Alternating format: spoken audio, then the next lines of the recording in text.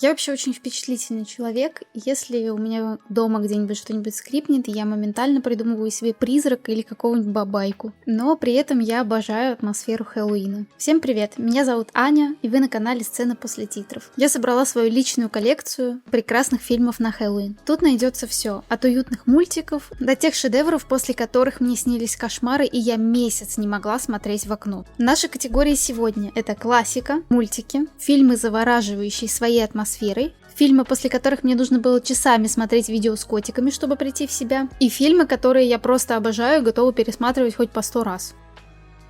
Наш первый фильм вышел в далеком 54 году, 1900, конечно же, и я его просто обожаю. Фильм Альфреда Хичкока «В случае убийства набирайте М». Для меня это отменный детектив с идеально выверенным темпом и прекрасными актерами. Одна Грейс Келли чего стоит. События фильма разворачиваются в одной комнате, но от этого он вообще не теряет своей динамичности. Самое интересное, что это не классический детектив, где мы вместе с главным героем расследуем какое-то убийство или преступление. Здесь мы знаем все с самого начала. Но гораздо интереснее наблюдать за тем, сможет ли восторжествовать справедливость в нашем коррумпированном мире. Или человек, имеющий власть, может делать все, что заблагорассудится. Вроде бы фильм сняли в 54 году, а так актуальненько. Но вроде бы история достаточно простая. Муж, жена, любовник и идеальное преступление. Но Хичкок из этого делает буквально спектакль, где каждое движение, каждый взгляд, каждая пауза говорят гораздо больше, чем слова. Мне вообще очень нравятся фильмы, которые давят психологически, потому что страшнее всего это не убийца, бегающий с ножом или бензопилой, а человек, который решает, что может распоряжаться твоей жизнью. Но ни одним Хичкоком едины.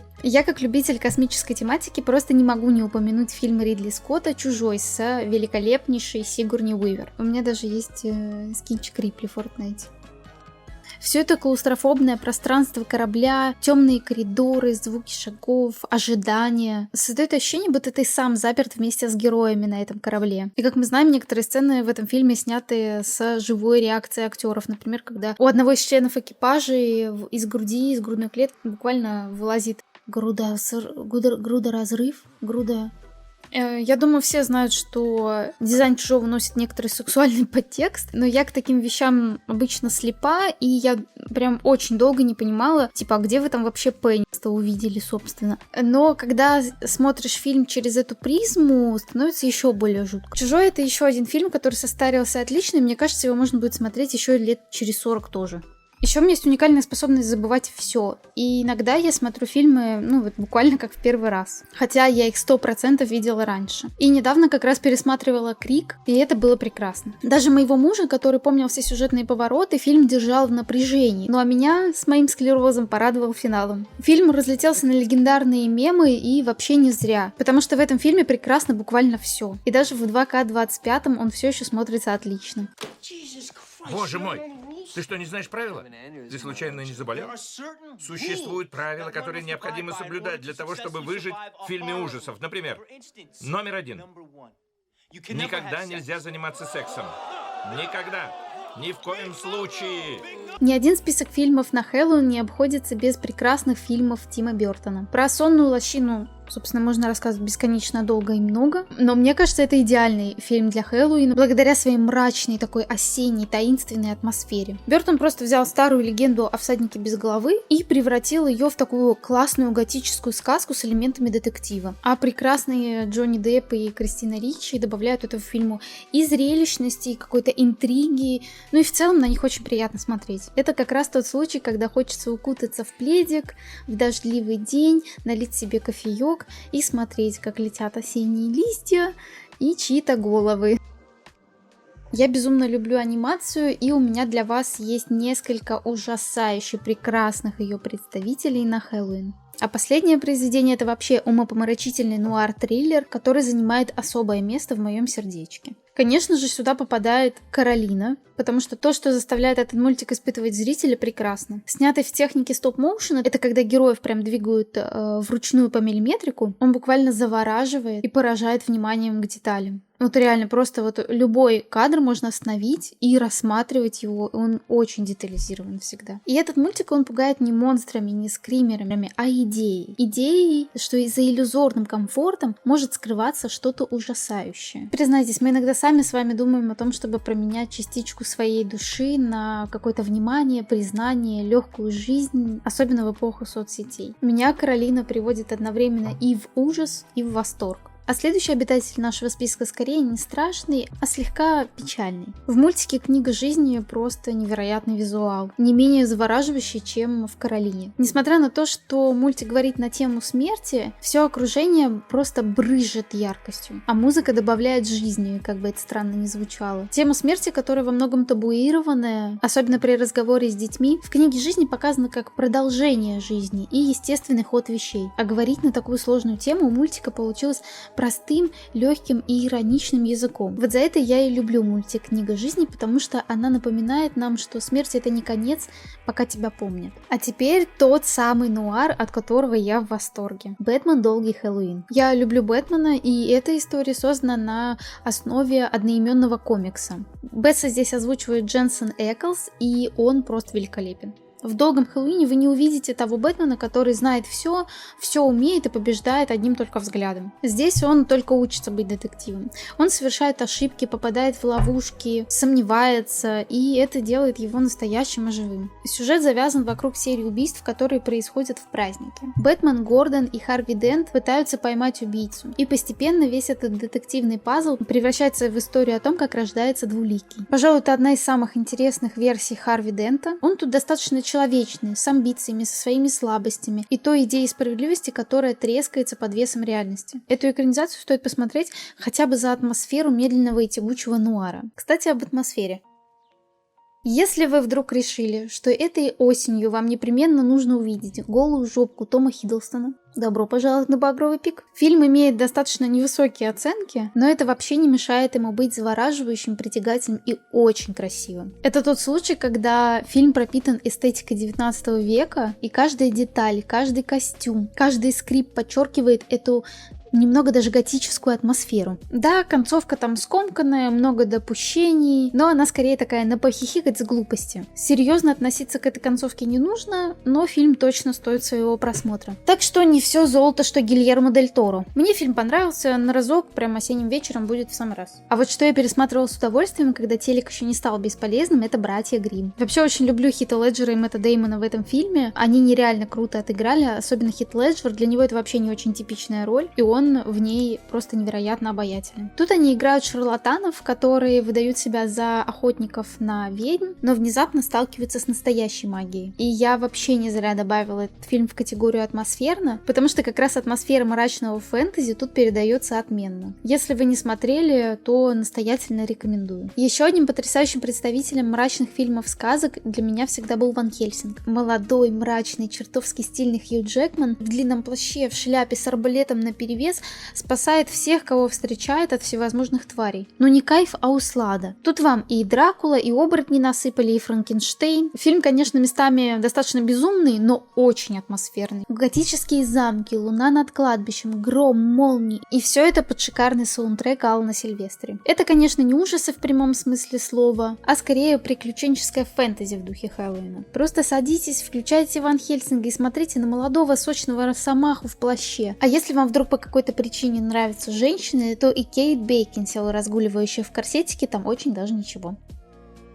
А теперь давайте перейдем к тем фильмам, которые меня реально напугали. Эти фильмы отпечатались где-то на подкорке, и каждый запомнился по-своему. Начну, пожалуй, с фильма «Прочь» Джордана Пила. Этот хоррор вообще не про чудовищ. Он про то, как бывает страшно оказаться в мире, где абсолютно все тебе улыбаются, но ты прям чувствуешь, что за этими улыбками стоит что-то зловещее. Это история о молодом парне, который приезжает знакомиться к родителям своей девушки, и, казалось бы, это вообще типичная сцена из романтической комедии, но очень быстро понимаешь, что здесь что-то идет не так. И чем дальше, тем сильнее ты чувствуешь, как фильм буквально ввинчивает тревогу в твой мозг. А на меня, как на тревожного человека, это вообще действовало отменно. Мне было очень страшно, но я не могла оторвать взгляды от происходящего и буквально даже пошевелиться. Джордан Пил сделал здесь гениальную вещь. Он показал, что страшнее всего это не монстры, а люди, которые уверены, что они какие-то особенные. Ну и когда понимаешь, что в этом фильме не работает ни логика, ни мораль, становится реально жутко. Не зря этот фильм получил Оскар за сценарий, ведь он прям бьет зрителя под дых, а потом еще... Следующий Следующий фильм виновен в том, что я буквально не могла смотреть месяц в окно. Ебучий Синистер. Простите, но по-другому я вообще не могу охарактеризовать этот фильм. Он настолько жуткий, настолько страшный был для меня, что мне еще долго вот эта снилась сцена. Фу, до сих пор мурашки, если честно. Для тех, кто не смотрел этот фильм, и не смотрите. Для тех, кто не смотрел этот фильм, где писатель находит старые пленки с записями убийств, и чем больше он их смотрит, тем больше у меня вообще появлялось ощущение, что сам фильм смотрит на меня в ответ. И дальше там вообще еще появляются еще какие-то пленки, и ты такой пу-пу-пу, пу-пу-пу, можно больше никаких пленок, пожалуйста, я вас умоляю, давайте никаких пленок. В Википедии я прочитала по сообщению издания Forbes. В результате исследования, проведенного в 2020 году, было установлено, что пульс зрителя при просмотре Синистер увеличивается в среднем на 32%, до 86 ударов в минуту, а на пике достиг 131. И, во-первых, что за извращенцы проводили такой тест? А во-вторых, я не знаю, какой пульс был у меня, но страшно мне было капсдака. И пометка для любителей ужасов, да? Я знаю, что реинкарнация страшнее, но я не буду смотреть этот фильм, потому что сердечко у меня уже не железное. Еще один фильм, после которого вам может понадобиться психотерапевт. Это «Заклятие». Фильм пропитан такой гнетущей домашней атмосферой, что после просмотра я неделю прислушивалась к каждому шороху вообще в своем доме и спала с включенным светом. Серьезно, у меня в квартире, где я раньше жила, был чулан, и на двери не было замка. Дверь плохо закрывалась. И иногда она открывалась сама по себе. Но вы можете примерно представить уровень моего ужаса. И фильм как будто вот такой играет со зрителем. А ты точно в безопасности у себя дома? Как бы не так. И я, конечно, не доверяю надписи, основанной на реальных событиях, но эта история просто пробирает до мурашек. В общем, «Заклятие» — это эталонный качественный хоррор, и я рекомендую его тем, кто прям хочет испытать ощущение страха в собственном доме после просмотра. А если ты боишься, то не смотри. Или хотя бы не один. И не ночью. Серьезно. 9, 10, первый хлопок. Эйприл.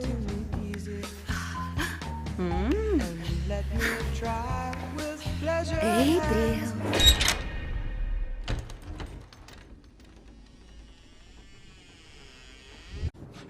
Ну нахер.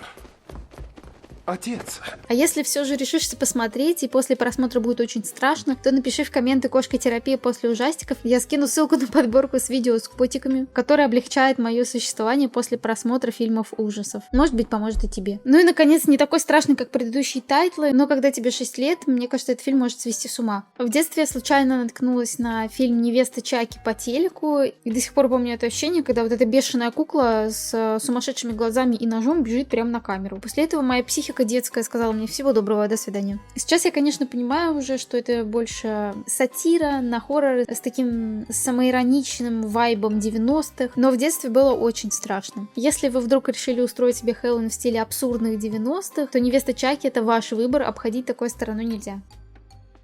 Ну и на сладенькое. Подборка моих наилюбимейших фильмов, которые я смотрела не один раз и готова пересматривать еще. «Константин. Повелитель тьмы». Ну, конечно.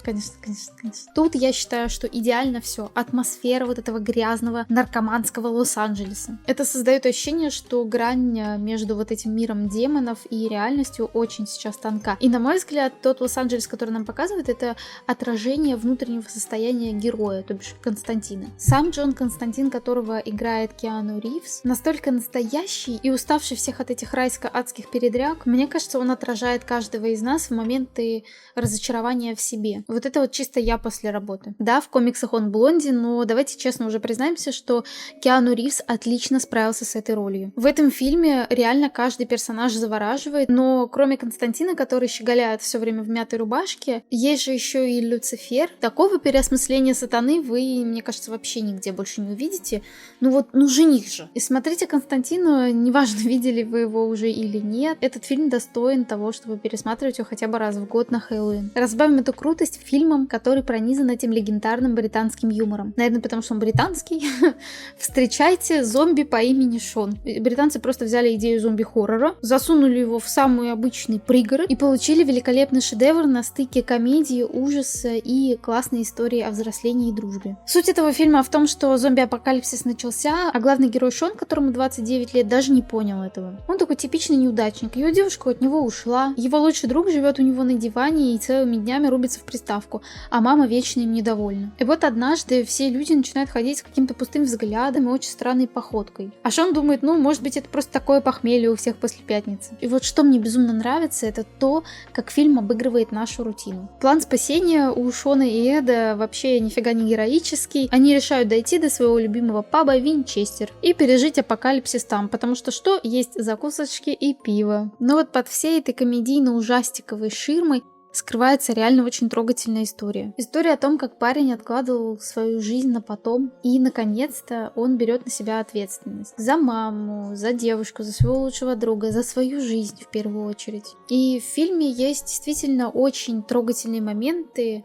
неожиданно трогательный, я бы даже сказала. «Зомби по имени Шон» — это идеальный фильм для тех, кто любит атмосферу Хэллоуина, обожает мрачноватый британский юмор, но при этом панически боится классических ужастиков. Здесь есть и зомби, и кровь, и какое-то напряжение, но нет вот этого леденящего душу страха, после которого вообще боишься закрывать глаза. А следующий фильм именно такой. Он снят по книге Стивена Кинга, которую я просто обожаю, 1408. В этом фильме нет каких-то демонов с рогами, есть всего лишь номер 1408 в нью-йоркском отеле «Дельфин», но он как раз и является чистейшим таким концентрированным злом. Сюжет строится вокруг писателя-скептика, который разъезжает по всяким стрёмным местам и разоблачает паранормальные истории. И он решает заночевать в том самом злополучном номере. Его пытается отговорить управляющий отеля, которого играет Сэмюэл Л. Джексон. Тут дедуля, как всегда, на высоте. И что интересно в этом фильме, что в первые минуты в номере, ничего такого не происходит.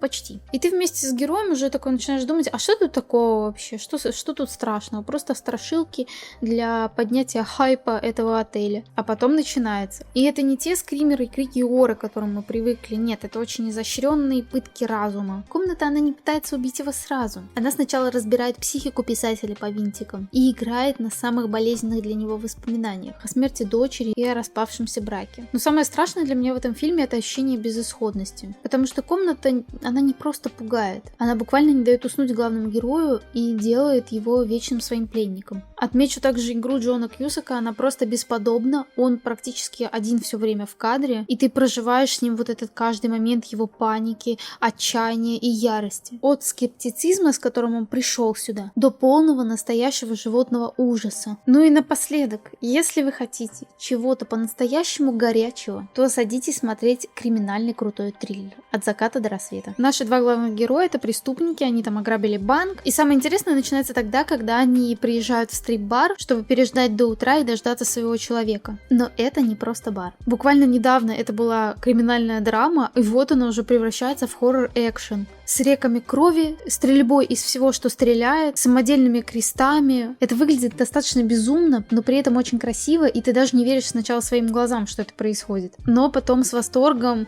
принимаешь эти правила игры и наблюдаешь за тем, как герои выпутываются из этой передряги. И, конечно же, нельзя не упомянуть танец Сальмы Хайек, она там просто великолепна. Она гипнотична, эротична, чувственно, притягательна, все. Сальмочка Хайек, просто золото, молодец. Еще она змей боится, и вот с этим питоном, как вот этим она танцевала, это просто жесть. Просто героиня. В общем, «От заката до рассвета» — это безумный, кровавый, стильный, непредсказуемый аттракцион от двух гигантов кино Квентина Тарантино и Роберта Родригеса. Вот такая подборка фильмов получилась сегодня. Пишите, что вы любите пересматривать на Хэллоуин в комментариях. Я с удовольствием почитаю. На этом все. Пока-пока.